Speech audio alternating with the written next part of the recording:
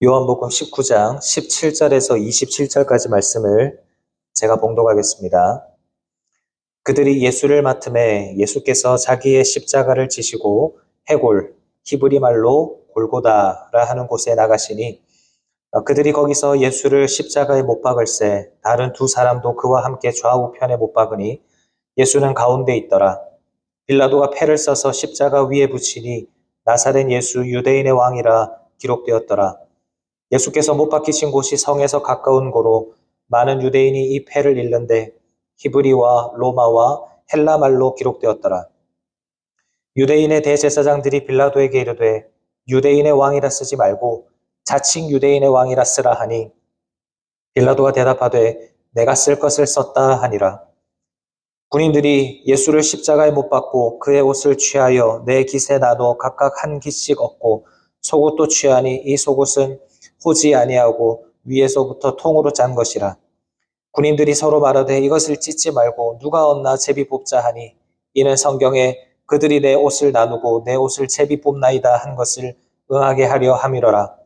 군인들은 이런 일을 하고 예수의 십자가 곁에는 그 어머니와 이모와 글로바의 아내 마리아와 막달라 마리아가 섰는지라.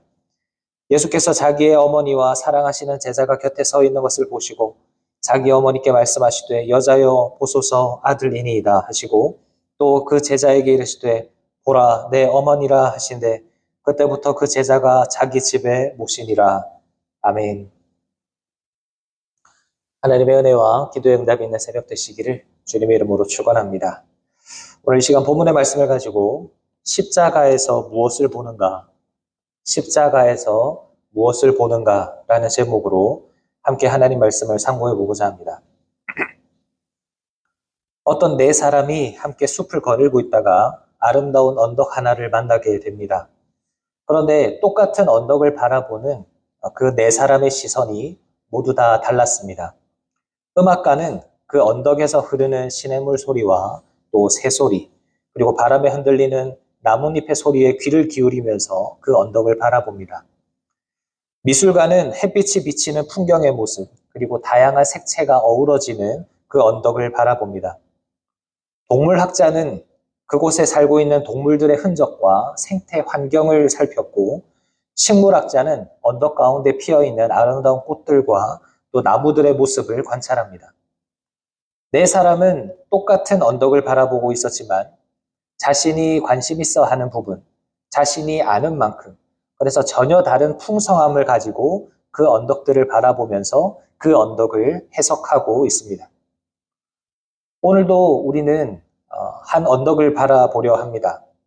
그 언덕은 골고다 언덕입니다. 그곳을 바라보니까 예수님께서 무거운 십자가를 지시고 그 언덕을 오르고 계십니다. 그리고 예수님은 마침내 그 언덕에서 십자가에 못 박혀 숨을 거두십니다. 사랑하는 여러분, 이 골고다 언덕 위에 십자가를 바라보시면서 무엇을 보고 계십니까? 그저 2000년 전 억울하게 처형당한 한 30대 청년의 비극적인 죽음을 바라보고 계십니까? 아니면 로마 군인들의 잔인함을 보고 계십니까? 아니면 예수님이 당하신 그 끔찍한 고통을 보고 계십니까? 우리는 십자가를 바라보면서 참 여러 가지 모습을 발견할 수 있습니다. 그러나 오늘 고난주간을 지나면서 우리가 십자가를 통해서 무엇을 볼 수 있어야 할까요? 오늘 본문을 함께 묵상하실 때 하나님께서 우리의 영적인 눈을 열어주시기를 소망합니다. 십자가를 통해서 우리가 보아야 할 것을 보고 묵상할 것을 묵상하면서 결단해야 할 것을 결단하는 은혜의 시간이 되시기를 주님의 이름으로 축원합니다. 먼저 첫째로 우리가 십자가를 바라보면서 보아야 하는 것은 자기를 부인하신 하나님 아버지이십니다. 우리가 흔히 십자가를 바라볼 때 그 위에 매달려 계시는 예수님, 그리고 그분이 경험하신 육체적인 고통을 먼저 주목해서 보게 됩니다. 물론 그것은 자연스러운 일이고 당연한 일입니다. 하지만 우리는 그 예수님의 고통 너머에서 그 일을 허락하시고 주관하고 계시는 하나님 아버지의 마음을 볼 수 있어야 합니다. 십자가에는 두 가지의 하나님의 자기 부인이 존재합니다. 먼저는 하나님은 그 순간만큼은 아버지 됨을 부인하셨습니다. 오늘 본문 17절에서 예수님께서 자기의 십자가를 지고 골고다를 향하여 가시는데, 이 장면은 창세기 22장에서 아브라함이 아들 이삭의 등에 번제에 쓸 나무를 지우고 모리아산을 오르는 그 모습을 떠오르게 합니다. 이삭에게 나무를 지게 하고 자신은 불과 칼을 손에 들고 함께 걸어가는 그 아브라함처럼 십자가를 지고 걸어가시는 그 예수님의 곁에는 그 아들을 죽음으로 밀어 넣으시는 하나님 아버지가 계셨습니다. 그런데 여러분, 이 세상에 어떤 부모가 자기 자녀의 생명을 다른 사람에게 내어주면서까지 그 사람을 살리려고 하겠습니까? 내 자녀가 조금만 아파도 대신 아파주고 싶은 것이 부모의 마음 아닙니까? 하물며 창세 전부터, 영원 전부터 영원토록 사랑의 관계를 나누신 하나뿐인 독생자 아들이십니다. 흠도 점도 없는 너무나 귀한 아들입니다. 그 아들이 십자가 위에서 살이 찢기고 피를 흘리면서 나의 하나님 어찌하여 나를 버리셨나이까, 이렇게 절규하실 때 그 장면을 고스란히 바라보셔야만 하는 그 하나님의 마음은 어떠하셨겠습니까? 우주 만물을 지으신 전능하신 하나님이시지만 흉악한 죄인인 우리를 살리시기 위해서 하나님은 스스로 귀를 막으시고 눈을 감으셨습니다. 아들을 지키고 보호해야 할 그 아버지로서의 당연한 의무와 또 아버지로서의 그 애끓는 본성을 우리를 위해서 십자가에서 철저하게 꺾으신 겁니다. 또 한 가지, 하나님은 자신의 공의로움마저 부인하셨습니다. 창세기 18장에 소돔과 고모라의 멸망을 앞두고 아브라함이 하나님께 부르짖었던 기도를 기억하십니까? 창세기 18장 25절을 보면 어떻게 의인을 악인과 함께 죽이려 하십니까? 세상을 심판하시는 이가 정의를 행하셔야 하지 않습니까? 아브라함이 하나님께 그렇게 기도해요. 그렇습니다. 정의라는 것은 죄인을 벌하고 의인을 살리는 겁니다. 행한 대로 갚아주는 것이 공의예요. 하지만 골고다에서의 십자가를 보십시오. 세상에서 가장 거룩하고 죄 없으신 유일한 의인이신 예수 그리스도께서 십자가에서 가장 끔찍한 형벌을 받고 계십니다. 반대로 십자가에 매달려서 죽임당해야 할 죄인인 우리는 그 예수님 덕분에 죄 없다 인정을 받고 생명을 얻게 됩니다.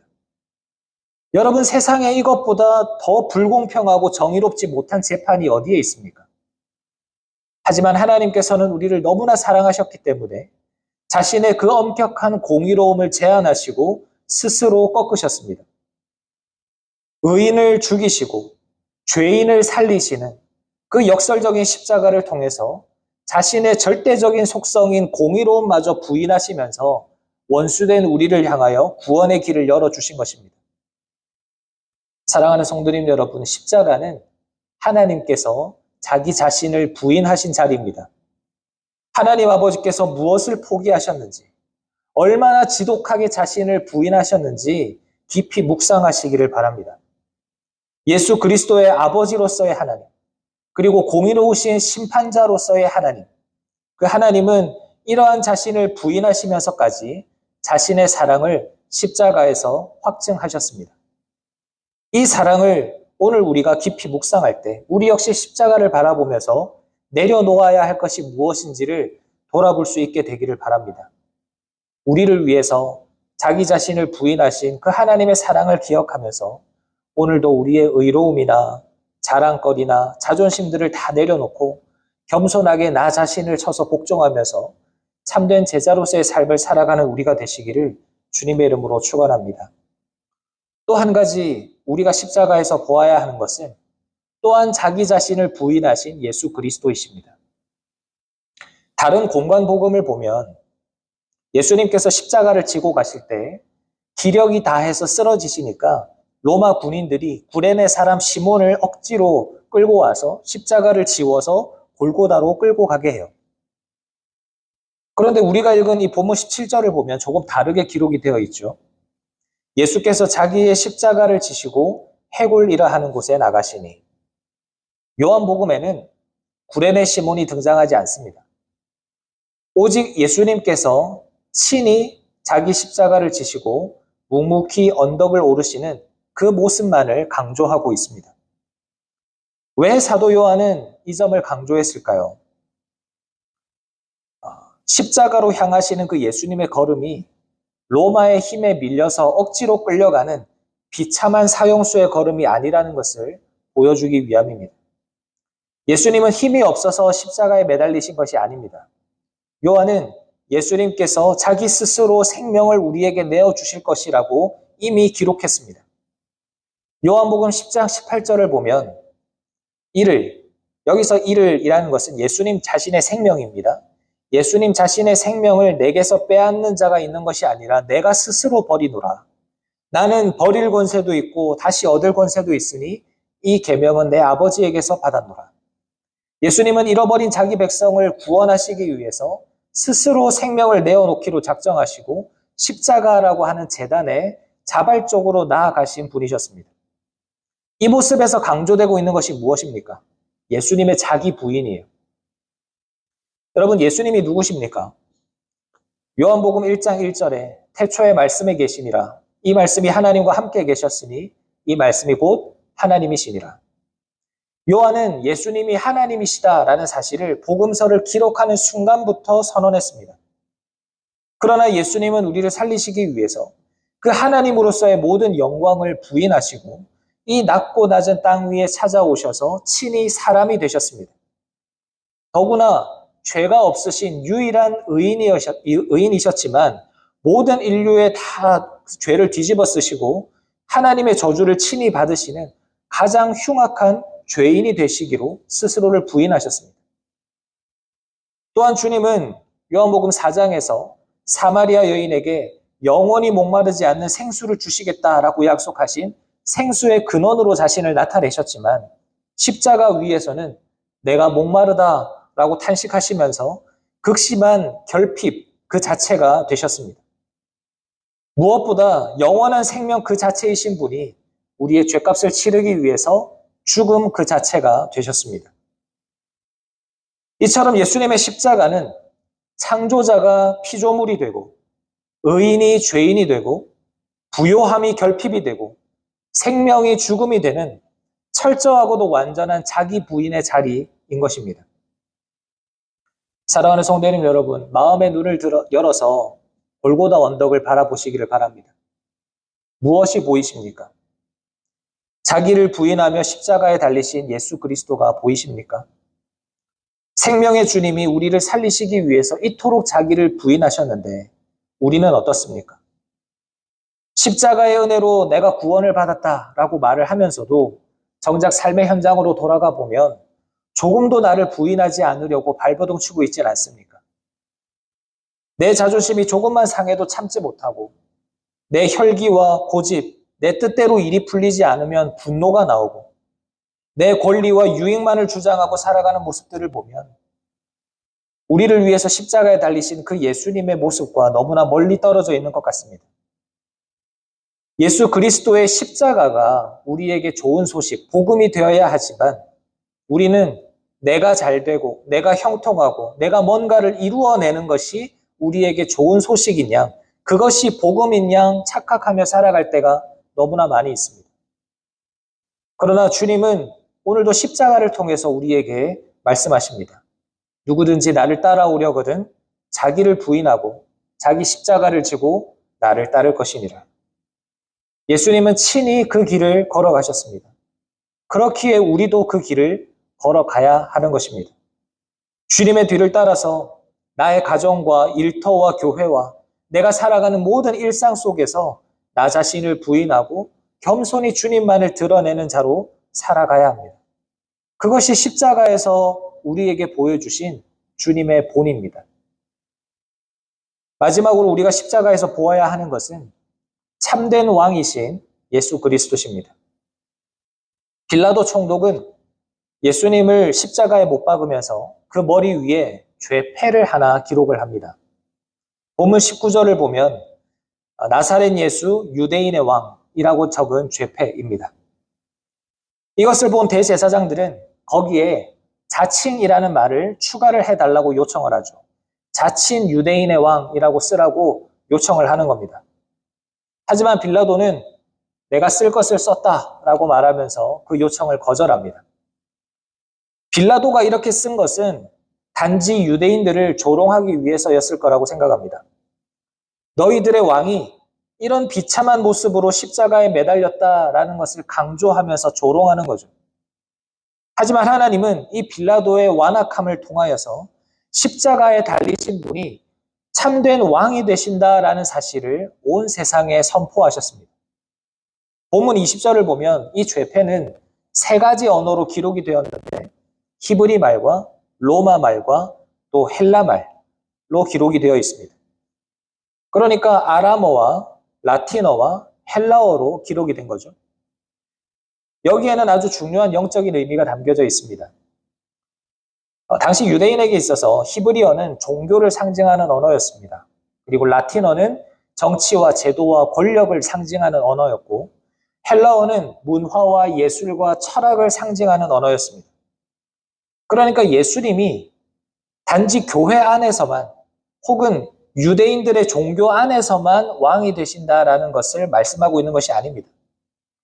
우리 주님은 정치와 경제, 사회와 문화, 예술과 지성을 아우르는 모든 인류의 영역, 온 우주적인 영역을 통치하시는 진정한 왕이 되신다라는 것을 하나님은 온 세상의 언어로 선포를 하신 겁니다.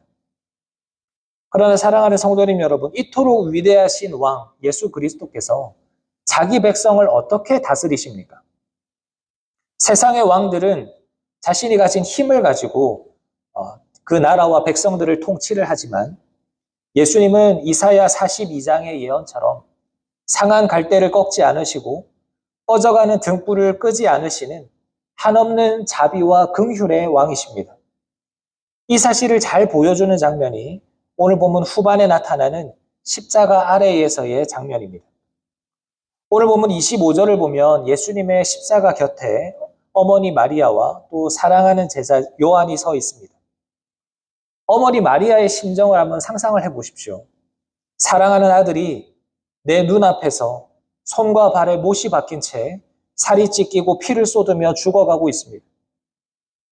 예수님이 갓난아이였을 때 성전에서 시므온이 마리아를 향하여서 칼이 내 마음을 찌르듯 하리라 라고 했던 그 예언이 지금 고스란히 마리아의 마음에 꽂히고 있는 상황입니다. 제정신으로 그 참혹한 광경을 오롯이 지켜볼 수 있는 어머니가 이 세상에 어디에 있겠습니까? 마리아의 마음은 이미 갈기갈기 찢어져서 완전히 꺾여버린 상한 갈대의 모습이었을 겁니다. 제자 요한은 어떻습니까? 자신의 모든 인생과 소망을 걸었던 자신의 스승이 아무런 힘도 없이 사형수로 저렇게 보잘것없는 모습으로 죽어가는 모습을 보면서 요한 자신의 믿음은 당장이라도 꺼져버릴 것 같은 캄캄한 등불의 상태가 되었을 겁니다. 그런데 그 십자가의 극심한 고통의 순간에 예수님은 왕으로서 어떤 일을 하십니까? 주님은 자신의 발 아래에서 피눈물을 흘리면서 무너져 있는 그 상한 갈대와 꺼져가는 등불을 고요하게 바라보십니다. 그리고 26절과 27절에서 이렇게 말씀하세요. 여자여 보소서 아들이니이다. 보라 내 어머니라. 예수님은 지금 단지 육신의 어머니를 잘 보살펴 달라고 제자에게 부탁하는 인간적인 어떤 효를 보여주시는 것이 아닙니다. 십자가의 철저한 고통 속에서도 왕이신 예수님은 찢어져 있는 그 백성들의 마음을 싸매시고 위로하고 계시는 겁니다. 주님은 자신의 가장 극심한 육체적인 고통 속에서도 모든 소망이 끊어져 있는 그 한 여인과 모든 것을 잃어버린 한 제자를 품으셔서 이제는 혈통이 아니라 예수 그리스도의 십자가 보혈로 묶어진 새로운 가족, 교회라고 하는 그 하나님 나라의 공동체를 탄생시키시고 계신 겁니다. 이것이 예수님께서 우리를 다스리시는 방법이에요. 십자가에서 온 세상 왕으로 선포되신 예수님은 그냥 저 높은 하늘에만 머물러 계신 것이 아닙니다. 오늘 내 삶의 가장 비참한 자리, 상한 갈대처럼 부러져서 눈물을 흘리고 꺼져가는 등불처럼 내 소망이 사라져가는 그 내 고통 가운데 찾아오셔서 나의 찢어진 상처를 품으시고 새로운 길을 열어주시는 인격적이시면서도 자비가 많으신 참된 왕이시라는 사실입니다. 그래서 우리는 그 왕 앞에서 어떤 모습을 보여야 합니까? 우리의 상한 마음과 고통을 왕이신 예수 그리스도 앞에 정직하게 내어놓아야 합니다. 세상의 왕들은 능력 있고 힘 있는 신하들을 아끼고 사랑합니다. 그래서 우리도 그런 생각을 가지고 있기 때문에 예수님 앞에서도 내 상처를 드러내려 하지 않고 아무런 문제가 없는 것처럼, 내가 하나님 앞에서 능력 있는 제자처럼, 내가 뭔가를 할 줄 아는 사람처럼 살아가려 합니다. 그러나 우리 예수님은 남들처럼 남들에게 말 못할 가정의 아픔이나 자녀에 대한 걱정이나 여러 가지 내 삶에 찾아오는 어려움들로 인해서 상한 갈대가 되어버린 내 모습, 꺼져버린 등불처럼 되어버린 그런 내 모습도 외면하지 않으시고 오히려 붙들어 주셔서 새롭게 하시는 분임을 믿으시기를 바랍니다. 원하기는 상한 자를 고치시고 무너진 자를 세우시는 이 참된 왕 예수 그리스도 앞에 우리의 삶을 기꺼이 다 맡겨드리면서 십자가로부터 흘러나오는 그 생명과 회복의 능력을 오늘 하루도 충만히 맛보시는 우리 모두가 되시기를 주님의 이름으로 축원합니다. 말씀을 마무리하겠습니다. 오늘도 우리는 예수님의 십자가를 묵상하고 있습니다. 오늘은 그 십자가에서 무엇을 발견하셨습니까? 세 가지를 함께 나누었었죠. 하나는 우리를 살리시기 위해서 아버지됨과 공의로움을 내려놓으신 그 하나님 아버지의 철저한 자기 부인을 살펴보았고, 또 하나는 창조주의 영광을 버리고 친히 죽음이 되신 예수 그리스도의 자기 부인을 살펴보았습니다. 그리고 그 십자가의 극심한 고통 속에서도 상한 갈대와 같은, 꺼져가는 등불과 같은 우리의 찢어진 마음을 품어주시는 참된 왕이 되시는 예수님을 보았습니다. 이제 우리는 이 십자가의 사랑을 경험하고 본 자답게 살아가야 합니다.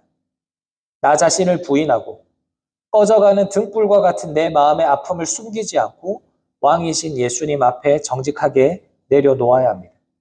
그리고 예수님처럼 우리 주변에 꺼져가는 등불 같은 위로가 필요한 자들을 돌아볼 수 있는 우리가 되어야 합니다.